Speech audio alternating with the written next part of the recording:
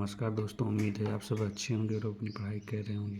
जैसा कि आज आप देख रहे होंगे, व्यवहारवादी मनोवैज्ञानिक या व्यवहारवाद को अध्ययन करेंगे, जिसका इंग्लिश होता है बिहेवियरल फिजियोलॉजी या बिहेवियरिज्म। बिहेवियर में इज्म जुड़ा हुआ है। इज्म का अध्ययन का अर्थ होता है अध्ययन करना।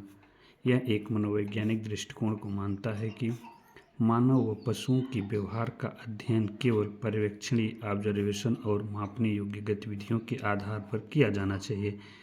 यानी जो व्यवहारवादी मनोवैज्ञानिक दृष्टिकोण है वह कहता है कि मानव और पशुओं की जो व्यवहार कर रहे हैं उसे ऑब्जर्व करके, यानी जो देख रहे हैं उसी के आधार पर उनके गतिविधियों का मापन किया जाना चाहिए। मानसिक क्रिया जैसे विचार भावना पर ध्यान देने के बजाय व्यवहार पर जोर दिया है। यानी मन में क्या चल रहा है उससे मतलब नहीं है। उनकी विचार और भावना, मानसिक क्रिया जैसे विचार भावना पर ध्यान न देने के बजाय व्यवहार पर जोर दिया गया है। यानी जो जैसा दिख रहा है उसी का अध्ययन किया जाता है। इसमें अब हम कुछ व्यवहारवादी मनोवैज्ञानिक का सामान्य अध्ययन करेंगे। हालांकि इसका विस्तृत अध्ययन नेक्स्ट वीडियो में एक एक करके करेंगे। सबसे पहले आते हैं जॉन बी वाटसन। इन्होंने व्यवहारवादी मनोवैज्ञानिक की श्रेणी में आते हैं। टेट में प्रश्न पूछा जाता है कि निम्नलिखित में से व्यवहारवादी कौन से मनोवैज्ञानिक नहीं हैं, या व्यवहारवादी मनोवैज्ञानिक कौन नहीं है। 4 ऑप्शन दिया रहेगा, उस 4 ऑप्शन में 3 होंगे, 1 नहीं होगा। इस तरह से प्रश्न पूछता है। तो जे.बी. वाटसन जी ने क्लासिकल कंडीशन नामक सिद्धांत दिया। इन्होंने कहा कि वाटसन को आधुनिक व्यवहारवाद का जनक माना जाता है। यानी इसे महत्वपूर्ण मान लें व्यवहारवाद, आधुनिक व्यवहारवाद। अगर आधुनिक लिखा हुआ है तो वो संभावना बन जा सकती है कि प्राचीन व्यवहारवाद भी कुछ रहा होगा।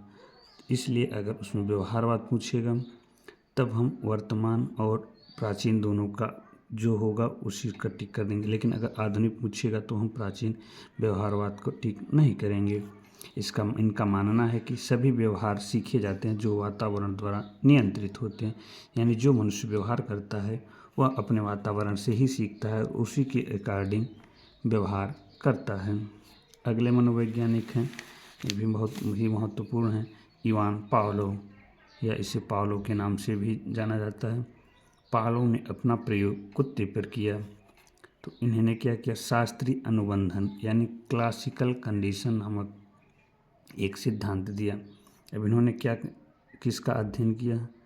पावलोव रूसी मनोवैज्ञानिक थे। यह भी पूछता है कि पावलोव कहाँ के वैज्ञानिक थे। यह भी बहुत, इसमें जितने भी वर्ड लिखे हुए हैं बहुत ही महत्वपूर्ण वर्ड को छांट कर लिखा गया है। इसे आप अपने नोट्स में हूबहू लिख लें, क्योंकि अक्सर प्रश्न पूछता है तो आप कुछ प्रश्न का उत्तर दे पाते हैं लेकिन कुछ प्रश्न का उत्तर नहीं दे पाते। इसलिए आप इसमें इतने इम्पॉर्टेंट टॉपिक करके बनाया गया है कि आप इसे कर लीजिए नोट।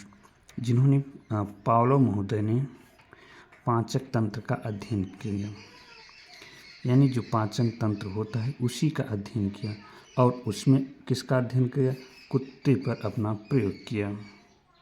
तो इन्होंने क्या देखा, इन्होंने दिखाया कि स्वाभाविक रूप से न होने वाले व्यवहार जैसे लार टपकना को एक बाहरी उत्तेजना घंटी की आवाज़ जोड़कर सिखाया जाता है।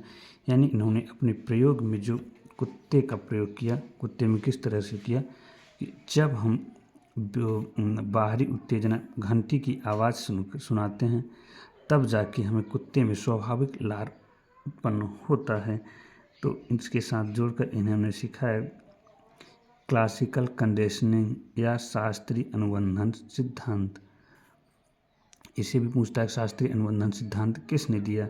तो शास्त्रीय अनुबंधन सिद्धांत पावलोव या इवान पी पावलोव नाम के दिया।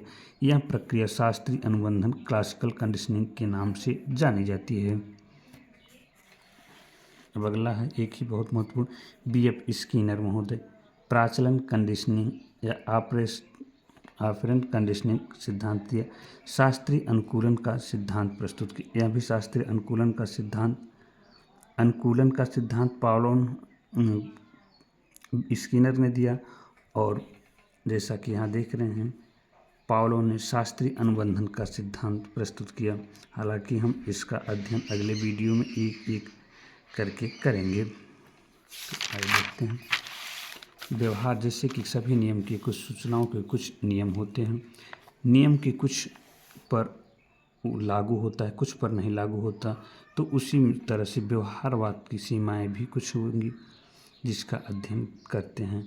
आंतरिक मानसिक प्रक्रियाओं की उपेक्षा करता है, यानी जो आंतरिक व्यवहारवाद पूर्णतः बाहरी वातावरण को मानता है, जो उसके आंतरिक समझ को नहीं मानता, यानी इसे आंतरिक मानसिक प्रक्रियाओं की उपेक्षा करता है, यानी नहीं मानता।